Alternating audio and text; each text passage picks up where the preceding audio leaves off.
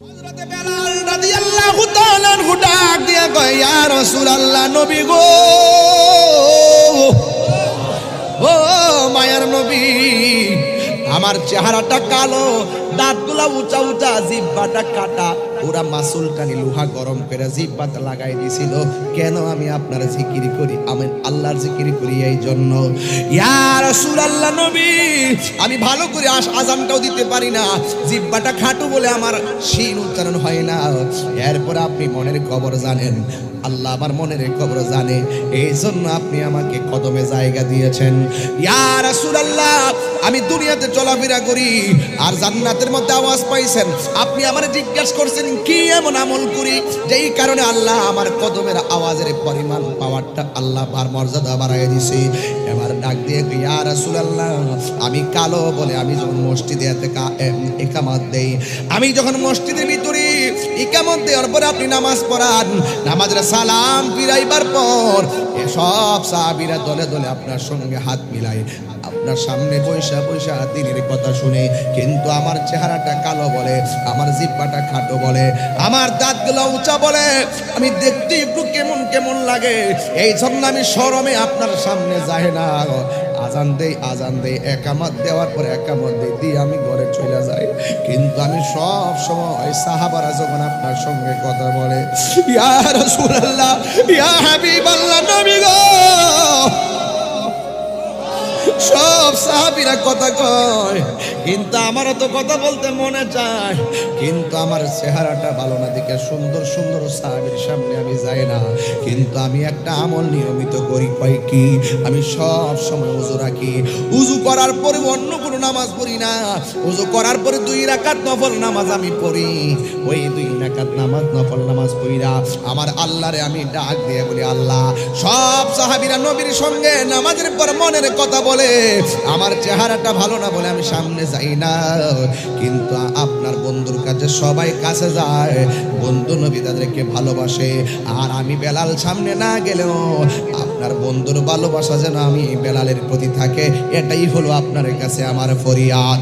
আল্লাহর হাবিব ডাক দিয়া বলে, বেলাল, এ বেলাল রে, তোমার এই 2 রাকাত নামাজ আমার আল্লাহ রাব্বুল আলামিন কবুল কইরা ফেলাইছে।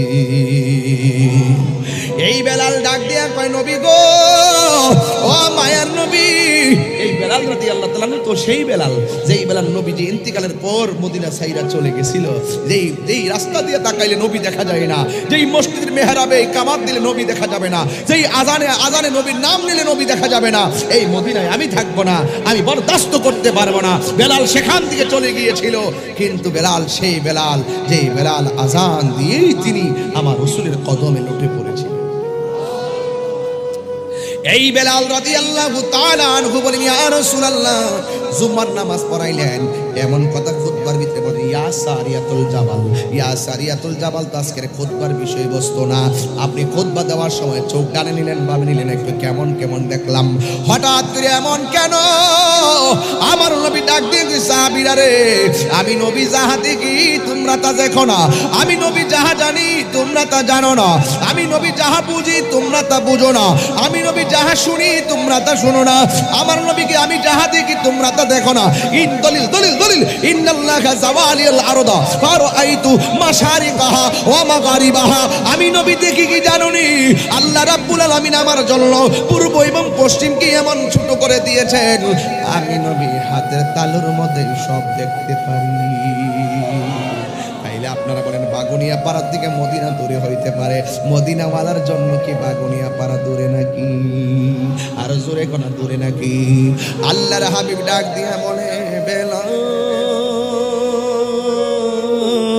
ও বেলাল, তোমার মনে আসেনি আমি কিছুক্ষণ আগে আমি 4 জন সেনাপতিকে যুদ্ধের ময়দানে পাঠাইছিলাম, 3 জন সেনাপতি, 1 নম্বর একজন, 2 নম্বর একজন, 3 নম্বর একজন, এর মধ্যে 1 নম্বর যে আমি মসজিদের মধ্যে নামাজ পড়াইতেছি, কিন্তু আমি ওই খুতবার ভিতরে আমি চোখ আমার সেই যুদ্ধের ময়দানে গিয়েছে, আমি দেখতেছি আমার প্রথম সাহাবীটা যুদ্ধের ময়দানে শহীদ হয়ে গেছে, এরপরে দ্বিতীয় সাহাবীটা শহীদ হয়ে গেছে। এই যুদ্ধের পতাকা একের পর এক আমার সেনা সেনাপতিগুলো শহীদ হইয়া যাইতেছে। এরপরে আমার সাহাবী জাফরে হাতের মধ্যে তলোয়ারটা নিয়েছে, তলোয়ারটা নিয়ে যুদ্ধ করা শুরু করছে বীরত্বের সাথে।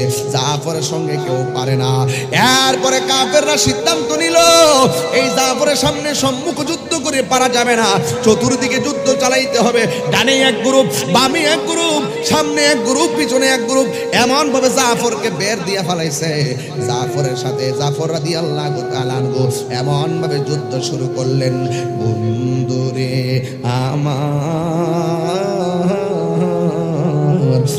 আমার বাগুনিয়া পাড়ার বাবারা, এই ওয়াজটা করলে আমার কলিজা বাগ বাগ হইয়া যায়।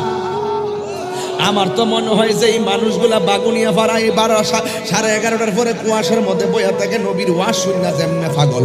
এরা যদি নবীর আমলটা পাইতো, আমার নবীর গায়ের মধ্যে পাথর লাগার আগে আমরা বাগুনিয়া পাড়ার মানুষের মাথায় পাথর নিয়ে নিতাম। ঠিক কি না বলো? ভালোবাসার জায়গা মদিনা, ভালো লাগার জায়গা মদিনা, বলো ভালোবাসার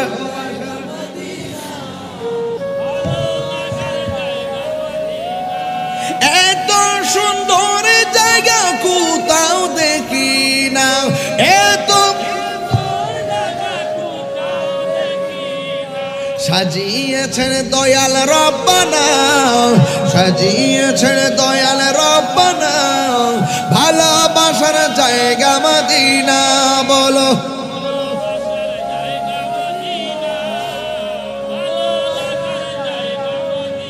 ভালোবাসার জায়গা মদিনা, ভালো লাগার জায়গা মদিনা। জোরে কি সুবহানাল্লাহ বলা যাবে না? জিহাদ HD media, the Islamic content creator. মানুষ ছোট হতে পারে, মানুষ লম্বা হতে পারে, মানুষ চিকন হতে পারে, মানুষ মোটা হতে পারে, মানুষ ফর্সা হতে পারে, মানুষ কালো হতে পারে, মানুষ দরিদ্র হতে পারে, মানুষ ধনী হতে পারে। এই যে পার্থক্য সৃষ্টিকারী একজন, জবান খুলে বলুন তিনি কে? সৃষ্টির প্রতি ঘৃণা করা যাবে? আমি যেমনই হই না কেন আমাকে নিন্দা করার সুযোগ নেই। মানুষ হিসেবে মানুষের প্রতি মানবিক হওয়া, এটার নাম ইসলাম। মানুষ হিসেবে সমাজের মানুষটা গরিব হতে পারে, তাকে তুচ্ছ মনে করবেন না। আর যদি তুচ্ছ মনে করেন, আপনি কাগজে লিখে রাখেন কোটি টাকার চেক কিন্তু 5 টাকার কলম দিয়ে লেখা হয়। আপনি যাকে নিন্দা করতেছেন অহংকার করে, আপনি হয়তো আল্লাহর রহমত থেকে অনেক দূরে চলে গিয়েছেন। আর যাকে আপনি নিন্দা করেছেন সেই মানুষটাকে আল্লাহ পাক হয়তোবা আল্লাহর অতি নিকটে নিয়ে গিয়েছেন, যার ব্যাপারে আমরা জানি না। এই জন্য যুবক ভাইরা, Allah is the first, last, open and secret. আল্লাহ ছিলেন, আল্লাহ আছেন, আল্লাহ থাকবেন। সুবহানাল্লাহ বলেন না? এই পূর্ব বাগুড়িপাড়া আমি কিন্তু আর আধা ঘন্টা পরে স্টেজে আসতাম। খাওয়া দাওয়া করি নাই। গতকাল কাদা যুক্ত মাটিতে পাইরা বৃষ্টির মতন কুয়াশা উপেক্ষা করে আসছি। খুব পেইন হয়ে গেছে, স্বাস্থ্যের ক্ষতিগুলো চলে গেছে। এরপর আমি এখানে এসেছি। আগামীকাল সকাল 10টায় আমার হেলিকপ্টারের সময়, আমাকে জাস্ট টাইমে উঠতে হবে, আবার পঞ্চগড় যেতে হবে। ওখান থেকে আবার আসবো, এসে নেমে আবার হবিগঞ্জ, নবীনগর একটা মাহফিল, সরাইলে আরেকটা, তারপরে 3টা মাহফিল। দেখেন, আমি হেলিকপ্টারে যাওয়ার জন্য প্রস্তুত না, খরচ বেশি। কালকে আমাকে নিবে শুধু হেলিকপ্টারের ভাড়াই 3 লক্ষ টাকা। তো একটা মানুষকে নিতে যাই তাদের প্রায় 8-10 লক্ষ টাকা খরচ। এরপরে তাদের মনে কোনো দুঃখ নাই, তারা বলছে হুজুর আপনাকে পেলে আমরা খুশি। তো আসলে আমি হেলিকপ্টার মাহফিলের প্রস্তাব প্রায় 50টার মতো, আমি যাইতে প্রস্তুত না। গত 2 বছর আগে থেকে যাইতাম, একটা যাওয়ার পরে দেখলাম যে টাকার খরচ বেশি। এই জন্য আমি অনেক কষ্ট করে বহুত গাড়ি নিয়ে চলে যাই। আপনারা জানেন উত্তরবঙ্গে বহুত মাহফিল আমি গাড়ি নিয়ে চলে গেছি। গেছি। যখন দেখি যে দিন রাত মিললেও গাড়ি নিয়ে যাওয়া সম্ভব না, তখনই পাবলিক খুব চাপাচাপি করে। তবে একটা কথা বলতে চাই আপনাদের কাছে, মানুষ যদি মানুষকে ভালোবাসে, স্বয়ং আল্লাহ তাকে ভালোবাসে। জানাজার মাঠে যদি আপনি দাঁড়ায় কর লোকটা কেমন ছিল, সবাই যখন বলে মাশাআল্লাহ আলহামদুলিল্লাহ লোকটা ভালো ছিল, আল্লাহ কয় ফেরেশতারা কয় কি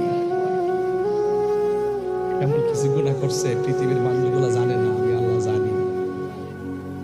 এমন কিছু পাপ করছে এরা জানে না, আমি জানি। যা 10 জনে যারা ভালো কয় আমি আল্লাহ। বুখারী শরীফের হাদিস, বুখারী শরীফের হাদিস। লোকটা কেমন ছিল, লোকটা কেমন ছিল, লোকটা কেমন ছিল, এটা জানাজার মাঠে যায় বলবেন। তখন 10 জন যখন কই ভালো ছিল, আল্লাহ এই তার নামটা প্রেমিকের খাতায় তুলে দেবে। মৃত্যুর লাশ কান্দে লইবেন কষ্ট করে, না পারলে কাপড়টা ধরবেন, না পেলে খাটটার কোনাটা ধরবেন। সুবহানাল্লাহ বলবেন না? আবার এই কথাগুলো জানার দরকার তো, এগুলো আমাদের আলোচনা কম। রাসূল বলছেন 40টা কদম যখন হেঁটে হেঁটে দিবে, লাশটা কাঁধে নিয়ে আল্লাহ পাক 40টা কদমের বরকতে তার 40টা কবিরা গুনাহ মাফ করে দেবে। এগুলো তো আমরা জানি না, জানলে আমরা আমল করি না। অনেকে মনে করে গোসল করাইতে গেলে একটু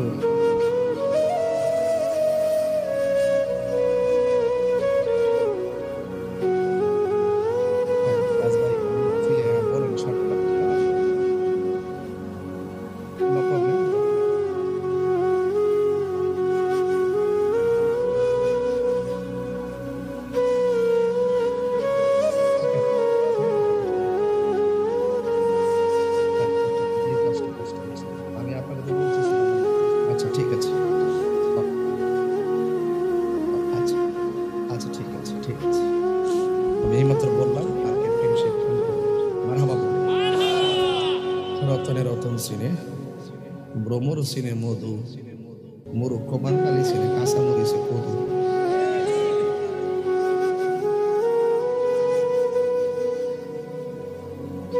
মারহাবা জোরে গো, আর জোরে কোন মারহাবা। ভাইরা আমার কষ্ট পাইছেন আপনারা? আরেকটা কথা বললে দেন, এগুলো ওয়াজে ঢুকলে বলতে পারবো না, এই জন্য শুরুতে বলে দিতেছি। ওয়াজটাতে ঘটনা ঢুকলো, ঠিক না? আরেকটা কথা হইলো, গোসল করাইতে গেলে কেউ যায় না। আর আমি যখন দেখি যে কোনো পর্দাটা নাই গোসল করে, আমি শখ করে যাই। তো গোসলটা যখন এইভাবে করাই না, তখন আমি নিজে তারে দইরা মাথাটা তুলে তুলে ফেডের মধ্যে চাপ দিই, দিলে পায়খানা রাস্তা দিয়ে যখন পায়খানা বা মলমূত্র বের হয়, এই টিস্যু দিয়ে নিজের হাত দিয়ে পরিষ্কার করে দেয়। এই জায়গায় অনেকে ঘৃণা করে, এই ঘৃণাটা করবেন না। আজকে যে মানুষটা মলমূত্র আপনি টিস্যু দিয়ে পরিষ্কার করতেছেন, একদিন আপনিও এইভাবে লাশ হয়ে শুয়ে যান। আজকে আপনি তাকে যত্ন করেন, তাকে গোসলের পানিটা আগাই দেন, পানিটা গরম করে দেন, বড়ির পাতাটা পাইরা দেন, খাটটা কান্দে করে আনেন, তাকে কাঁধে লিয়ে মাঠে যান, তাকে মাটি দেন, তার জানাজায় আপনি যান। একদিন মানুষ আপনার জানাজায় যাওয়ার জন্য বেকুল হয়ে যাবে। এই কথাগুলো খুব দরকার, আমাদের মাঝে এই জিনিসটা নাই। আজকে 10 বারে বিচারেও একটা গোসলটা কেমনে করতে হয়, একটা লাশকে কেমনে গোসল দিতে হয়, এই নিয়মও জানে না। জানে কাফনটা কেমনে কাটতে হয়, আরেকবার দৈরানোর লাগে। কথা কোন ঠিক না বেটি? এই জন্য যুবক ভাইয়ের আমার, পায়ের মধ্যে হাত দিয়ে বলতে চাই, অনুরোধ করে বলতে চাই, পায়ে হাত দিয়ে বলতে চাই, জীবনটা অনেক অল্প। আপনি কি মনে করছেন যে আমি কপ্টার দিয়া যাবো, সাক্ষ্য দিয়া যাবো, সিএনজি দিয়া যাবো, অটো দিয়া যাবো, মোটরসাইকেল দিয়া যাবো, প্রাইভেট কার দিয়া যাবো, বিদেশে যাবো? যেমন আগামী বছর আমি আল্লাহ বাসে রাখলে ওমানে যাবো, 26টা প্রোগ্রাম লেখা হয়েছে, মারহাবা জোরে গণ। এরপরে আমি দুবাই যাব, তারপরে মালয়েশিয়া যাব, মারহাবা গণ। এগুলো আমি সব গুছাই রাখতেছি। আমি কি যাওয়ার সাধ্য আছে? যাওয়ার সাধ্য আছে? কালকে যদি চলে যাই আর যাওয়ার সাধ্য আছে? গতকাল ওয়াজ করতেছিলাম, যে ছেলেটা আমাকে রিসিভ করছে, যে ছেলেটা আমার সাথে বসে খাইছে, খাইতে বয়ে কইতেছে হুজুর আমার দিয়ে খাওয়ানটা চলতেছে না, আমি তুলে রাখিয়া দাও। এই লোকটা স্টেজে যাই 2 ঘন্টা ওয়াজ শুনছে, শুনে আবার আমার আগে গাড়ি তুলে দিছে।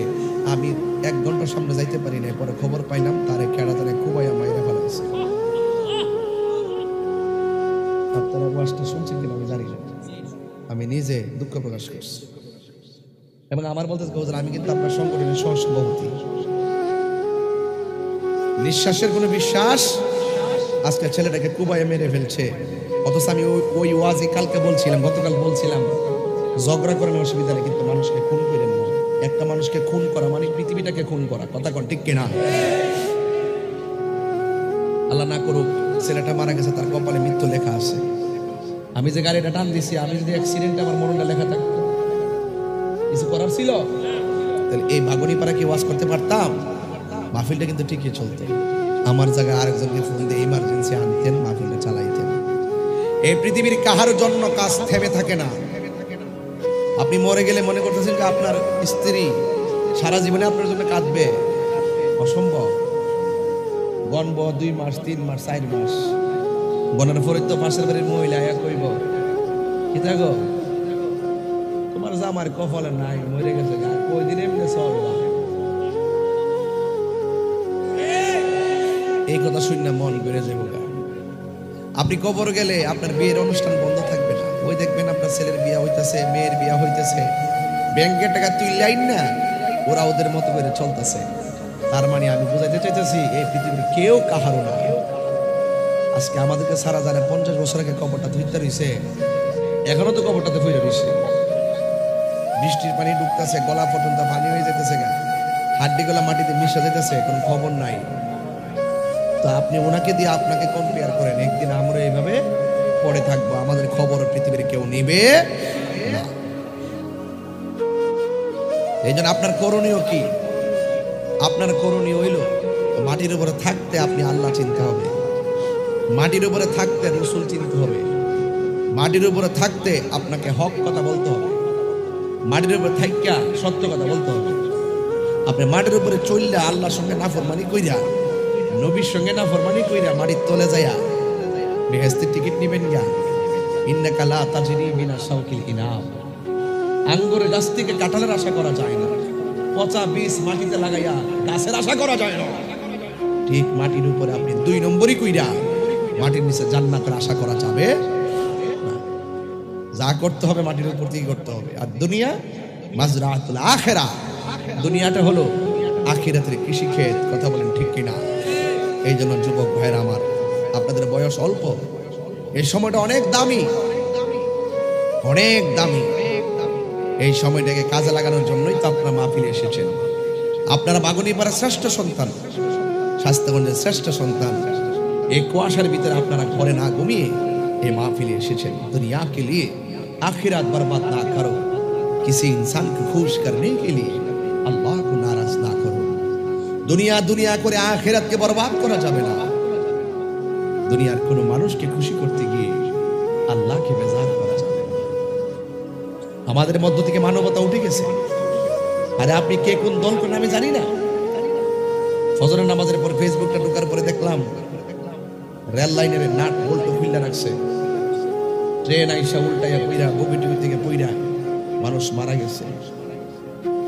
আপনি রাজনীতি করেন, যাই করেন, আপনি ট্রেনের নাট খুলে রাখবেন, ট্রেন দিয়ে হাজার হাজার লোক আসতেছে আর ছিটকে পরে মানুষগুলো মারা যাইতেছে। এই ট্রেনের ভিতরে আওয়ামী লীগ আছে, এই ট্রেনের ভিতরে বিএনপি আছে, এই ট্রেনের ভিতরে জাতীয় পার্টি আছে, এই ট্রেনের ভিতরে ইসলামিক ফ্রন্ট আছে, বাংলাদেশ ইসলামিক ফ্রন্ট আছে, জাকের পার্টি আছে, তরিকত ফেডারেশন আছে, সুপ্রিম পার্টি আছে।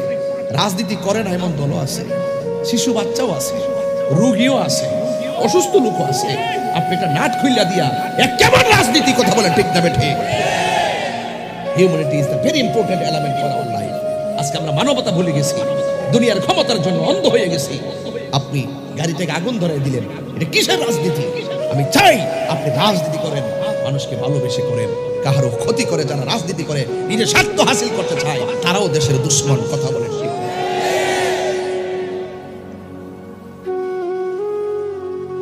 যে যত কথা বলেন আমার মুখ বন্ধ রাখতে পারবেন না। আমি সম্প্রীতি বান্ধব মানুষ। আমাকে এবারও রাষ্ট্রের বিভিন্ন সর্বোচ্চ জায়গা থেকে বলছিল সিদ্ধান্ত দেওয়ার জন্য। আমি বলছি আপনারা রাষ্ট্র পাহারা দেন, আমি ধর্মটা পাহারা দিব। আমি ইসলাম ধর্মটাকে এমন ভাবে সর্ব অঙ্গে পৌঁছাই দিতে চাই। রাজনীতি করবেন সেখানে ইসলাম ধর্মের আলোকে, শান্তি প্রতিষ্ঠিত হবে।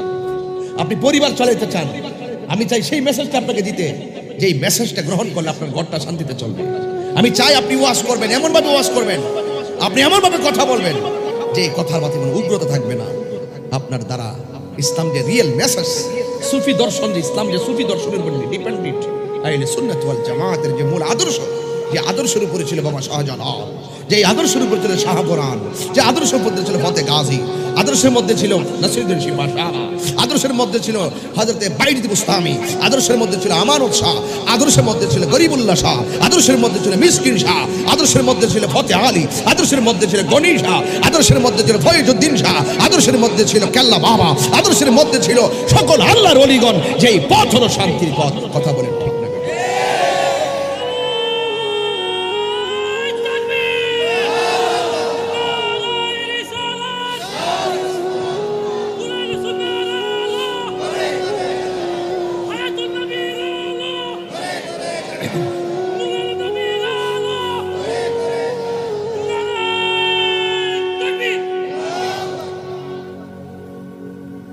আমার কথায় কেউ রাজনৈতিক গন্ধ খুঁজবেন না, এটা অত্যন্ত চমৎকার এবং গুরুত্বপূর্ণ কথা বলছি, ঠিক কিনা বলেন?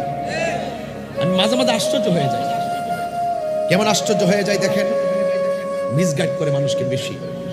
তাহিরির ওয়াজ করতেছে, দেখবেন 2 ঘন্টার ওয়াজ থেকে খণ্ডিত অংশ কেটে নিয়ে পাবলিকে বুঝাইতে চেষ্টা করে। তাহিরি মানেই মনে হয় এইরকম কথাই বলে। আমি সেই দিন নারায়ণগঞ্জে ওয়াজ করেছিলাম। কিংবদন্তি রাজনীতিবিদ, যিনি আমাকে ছোট ভাই হিসেবে আদর করে, আমি তাকে বড় ভাই হিসেবে সম্মান করি, শামীম ওসমান মহোদয়কে, তিনি আমার কাছে আসলেন, আমার হাতে ধরলেন, সালাম দিলেন, হাতে চুমা দিলেন, আমাকে বললেন যে হুজুর আপনি জিকির করেন, আর আমি আস্তে আস্তে জিকিরের তালে তালে চলে যাচ্ছি, আমার আরো কাজ আছে। আজকে দেখলাম কোন চ্যানেলে, দেশ টিভি, সেখানে গোলাম মোল্লা রনি, একজন রাজনীতিবিদ, যিনি এমপি ছিলেন মেবি, তিনি বলতেছেন যে আমি নাকি ওয়াজের মধ্যে উঠলাম, ওঠার পরে নাকি শামীম ওসমান সাহেব নাকি আমাকে বলতেছেন যে আপনি আল্লাহ আল্লাহ জিকির করেন আর নৌকা নৌকা জিকির করেন। তাইলে পাবলিকের কি মেসেজটা দিল? আপনারা বলেন নৌকা নৌকা কি কোনো জিকির হইতে পারে? নৌকা একটা স্লোগান হতে পারে, রাজনৈতিক স্লোগান হতে পারে। তার মানে উনি একটা রাজনীতিবিদ, ভিতরে ঢুকাই দিল। শামীম ওসমান সাহেব আমাকে বলল যে আপনি আল্লাহ আল্লাহ জিকির করেন, নৌকা নৌকা জিকির করেন। আসলে কি তিনি এই কথা বলছে? পাবলিকের মাঝে আমাকে প্রশ্নবিদ্ধ করবে, উনাকে প্রশ্নবিদ্ধ করবে, ধর্মের একটি সুন্দর জায়গাকে কৌশলগতভাবে প্রশ্নবিদ্ধ করবে। আপনি একজন তরিকাপন্থী গোলাম মোল্লা রনি সাহেব, আপনি অনেক সময় যৌক্তিক কথাও বলেন, কিন্তু আমার মনে হয় তথ্য সঠিকভাবে না জেনে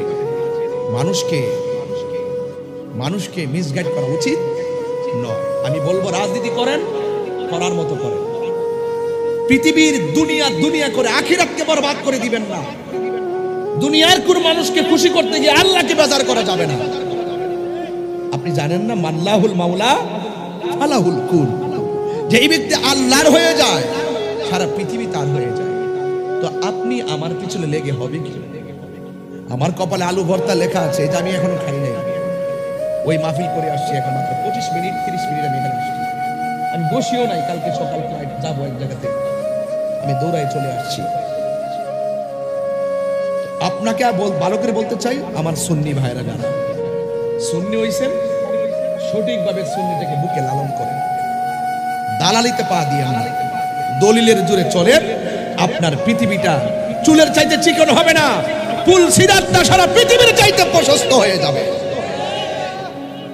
ঠিক কিনা বলেন? এই জন্য আপনাকে বলছি, নাক কান চোখ খোলা রাখবেন। আজকে দুনিয়াদারির পাল্লাই পড়ে এই কথা বলার কারণ আছে। আজকে একটা ছেলের মেরে ফেললো, আপনি এমন ভাবে চলবেন না, এমন ভাবে আপনি একজনকে একজনে অ্যাটাক করবেন না। একজন আপনাকে মেরে ফেলতে হবে, সম্পর্ক ছিন্ন করতে হবে। মনে রাখবেন, এই দুনিয়া ক্ষণস্থায়ী, কেউ পৃথিবীতে থাকবে না। যুবক ভাইরা সাবধান থেকো, কোনো মারামারি চলবে, কাহারও প্রতারণায় কোনো গাড়িতে আগুন দেওয়া যাবে, রেল লাইনের লাট খোলা যাবে, কারণ এটা ইসলাম যে মানবতার ধর্ম, এই ধর্মের মধ্যে পড়ে না যদি এই কাজগুলো আপনারা করেন। মনে থাকবে? মনে থাকবে তো? শায়েস্তাগঞ্জের রেল জংশনের কাছ থেকে কথা বলে গেলাম, সাবধান থাকবেন। তবে আসুন, সবকিছুর ঊর্ধ্বে হলো আমরা সেজদা দিব একজনকে। জবান খুলে বলুন তিনি কে? আরো বড় করে বলেন তিনি কে? আমার যুবক ভাইয়েরা, আমার মুরব্বী বাবাজিরা, ভালো যদি নবীকে বাসবেন, বাসার মতো বাসতে হবে। ভালো যদি আল্লাহকে ভাসবেন, বাসার মতো বাসতে হবে। কোরআন যদি মানবেন, মানার মতো মানতে হবে। মা বাবাকে খেদমত করলে করার মতো করতে হবে। এক যুবকের দল পায়ের মধ্যে হাত দিয়া বলি, এই দুনিয়া বড় ক্ষণস্থায়ী, দুনিয়াটারে তুচ্ছ মনে করেন, আমার আল্লাহকে শ্রেষ্ঠ মনে করেন, আমার নবীকে শ্রেষ্ঠ মনে করেন। দেখবেন যে এই কবরে কোনো মানুষ আপন হবে না। ওই কবরে আমার নবী সশরীরে আসার ক্ষমতা আছে না? না।